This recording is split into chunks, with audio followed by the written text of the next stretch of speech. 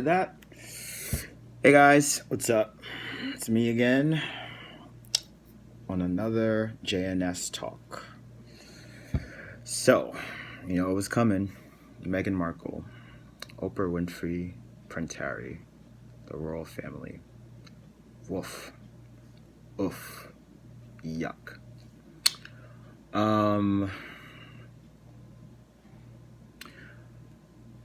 I just want to start this off by saying that growing up as a kid, I'm from Trinidad and Tobago, and which was a former Commonwealth until 1965, Commonwealth, whatever, colony, and until 1965, the year my mother was born. So my grandfather, my grandmother, my aunts, a few of my aunts were born in a time where my country was owned essentially by the UK.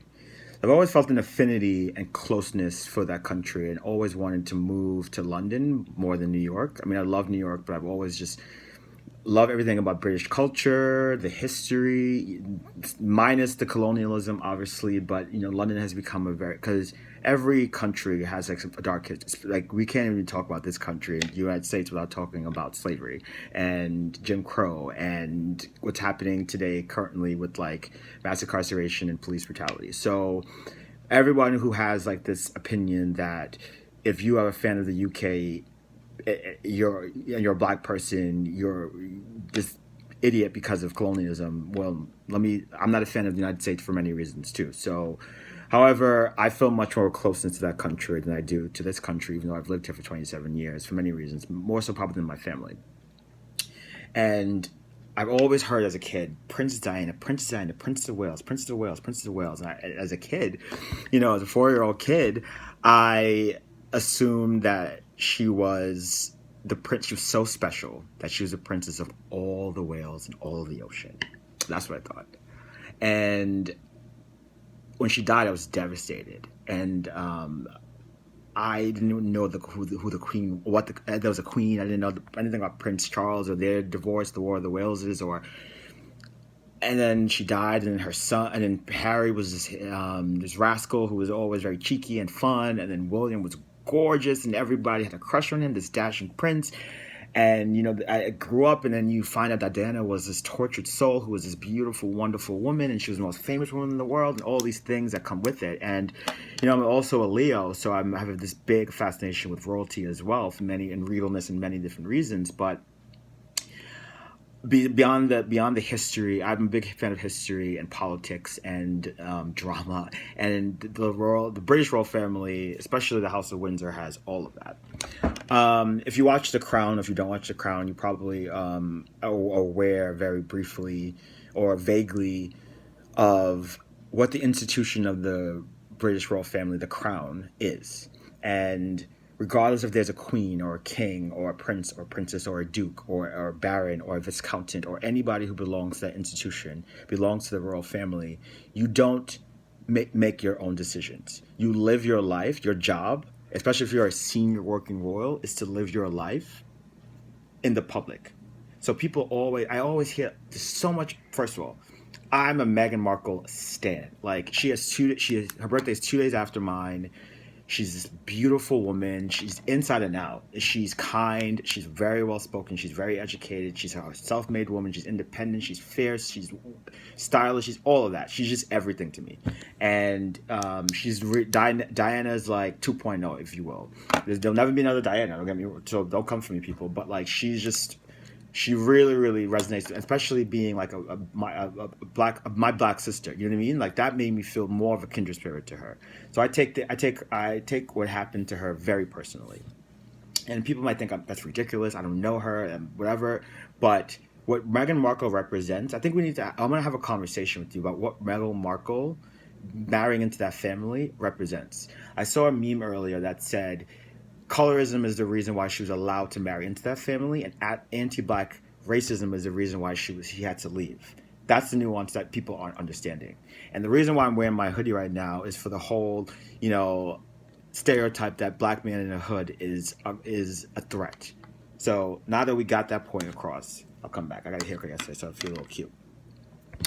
That Oprah interview was rough for me. it was one of the hardest things in the past year. One of the hardest things I think I've ever had to watch. George Floyd tops it, and then number one. But that interview, I was sick to my stomach the entire time, and I ran to the back. Like I couldn't even make it to the bathroom. Ran to the kitchen and threw up. And I know people that, oh, you're so dramatic, but like I felt her pain as if it was mine. And hear me out. The British royal family, people in America seem to think that it doesn't matter. And I know a lot of friends who just don't care about it because in America, there's this perception that you guys are the center of the world, and that's not at all the case. And then unfortunately, the British monarchy and the British royal family is so widely and globally recognized and looked to and influential and important that we cannot ignore the significance of a half black woman marrying into that family, what that meant for progression. We keep hearing that she was a breath of fresh air, and then she was like bringing the royal family to modern times, and all of these things. And then as soon as they got married and she showed how wonderful she was, it was like, no, she's too great. We have to like tear her down. And that's what happens to black women constantly in this world, is that you have to work twice as hard to get half of everyone else. And then if you ever succeed, they're going to try to tear you down. And then it happens to black men too. It happens to gay black men especially. I'm not even going to talk for you white gay men because you guys are on your own. You have to fight your own fight. But fairly, any minority, we have to like really work very hard in this world. So Meghan Markle is having this interview and she's talking about all of these, like wanting to kill herself and then going to ask for help, which she said, takes a lot of courage to do. And then them telling her no.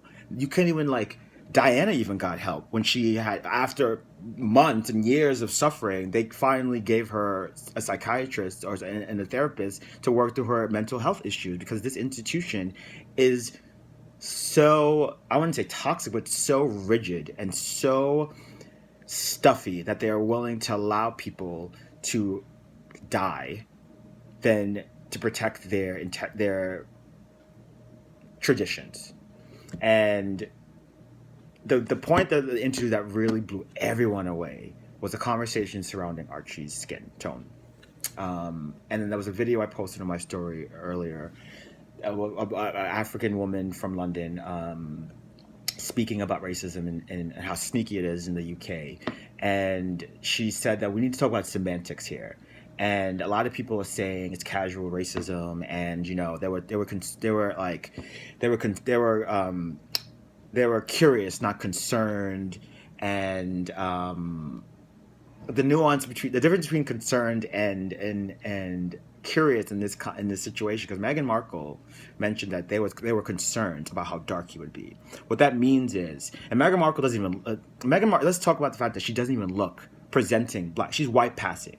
Like let's call a spade a spade. Meghan Markle, she looks straight up Sicilian, really. Like you tell me she was from, some country in Europe, be like, yeah, she just has a great tan and like completely European features, very, very fair skin, whatever. But her mother is as dark as I am, nose ring and dreads. So the concern is, if your son comes out, if my grandson or if my great grandson, and the Queen has nothing to do with it, apparently, allegedly, which I agree with. I think she's a very I think she just wouldn't reveal herself in that way, even if she was a racist. But it's definitely Charles or William, most likely Charles. But the idea that we're so concerned about what that means for us, and then on top of that, to not give him a title because of that. Like and Meghan mentioned, like the only person of color in the royal family doesn't get a title. Like there's so many rules about titles and what that means and what that doesn't mean and things like that. And you can do your research about that because it's very complicated. But the fact of the matter is that him not having a title would have made him not have entitled to security or protections, and the fact that he is Prince Harry's son, Princess Diana, Prince Charles's grandson, automatically makes him a target. Like in the 80s or 70s or something, Prince Anne was almost kidnapped. Like, you know what I mean? Like it happens all the time. There's so many kidnapping plots that were failed, and they were averted because of the Scotland Yard and British and UK security that's provided to the royal family. And I get it. Like they left. And I'm very disappointed that they left, because what that means is that that racism won in this round. You know what I mean? Like, it was so unbearable for them that they had to leave, and I respect it, and I think that they did the right decision. However, to completely like cut them off that way, especially considering the fact that I don't know, many people probably even know this, but yes, the royal family is funded by tax dollars, and if you're not working, you shouldn't be entitled to it. Agree. But Prince Charles is independently wealthy as well. Like, the royal family has their own wealth, like not just tied into the crown. Like, he has the Duchy of Cornwall. With the Duchy of Cornwall, for those of you who don't know, is a fund. You know, the money usually comes from like land that they own and farms and things like that. That it funds his life. It funds his staff. It funds his wardrobe. It funds his travel. It funds his security partially. And homes and things like that. Like, he could have definitely gave Harry, you know, more protection, especially after telling them, not, I don't, you know, whoever, the British press definitely knew where they were, and that's not an accident. Like, all these leaks that are happening come from within the palace. Maybe not directly from, you know, Kate or William or whatever, but like, there's people around them. Anything that gets leaked from the palace is not a mistake. You know what I mean? Like, that's just not. And then like, it definitely will get traced back to who leaked it. So therefore, there's no ramifications about what's being happened when things are leaked. It's obviously being done strategically. So we need to understand that too, that they work very closely in tandem together. And then the reason why they do is, let's say, for instance, give an example. Prince Andrew, bitch. No one's talking about him. No one's talking about the fact that this man was best friends with with Jeff Epstein, allegedly raped one of his victims, underage victims, and then she went in graphic detail explaining this. No one's talking about that, but Meghan bullied somebody 2 years ago. Let's talk about that a week before the interview. Meghan bullied somebody for emailing them who worked for them. Bullied a staff member at 5 a.m. That's bullying. Because I'm up early doing yoga, and I know that things need to get done today, so I'm going to email you. I didn't say you have to be awake and answer me right away, but I'm going to email you. I'm bullying you. Like, give me a fucking break. Like, seriously. And then Meghan made Kate cry. How is that detail? How is that very specific detail about bridesmaid dresses, which is so fucking trivial, get leaked and then flipped over? Right, like, you know, and every time these leaks happen, they're very strategic. And then people say, "Oh, well, Kate had it too." Like, the worst that Kate Middleton has ever gotten in the press is that she had to wait for William, and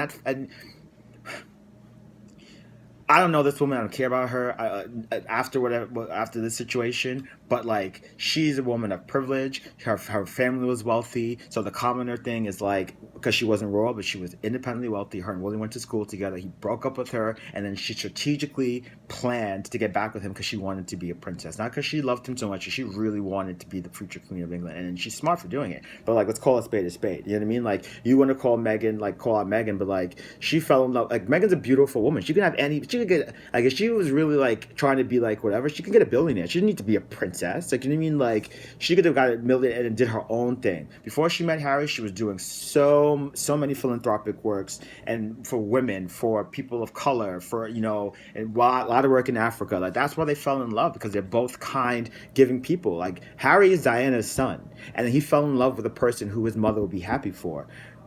It's just very, very like clear to me that it's just, all of this is just such racism and such sexism and such bullshit. And then the fact that it affects me so deeply is the fact that Meghan Markle, who looked so fair-skinned and then so white-passing, the fact that she's treated this way, how are the rest of us going to be viewed or treated by these people who, again, don't know them, don't care about them, but they have such a world influence. And then the fact that you on the world stage, you're saying, we're not going to accept black people. We're not going to accept black people because, you know, you belong to the places that we colonized, not a part of our institution, not a part of our genetic makeup. So therefore, we won't give you a title. We won't give you protection. We won't give you any of these things. We'll lie about you. We'll lie about you to protect other people. We will, like, you know, throw you under the bus. And fuck that. Like, you know what I mean? Like, fuck that. And I could talk about this forever, and this video was already like almost 15 minutes, but like, world, we got to do better. We got to do better.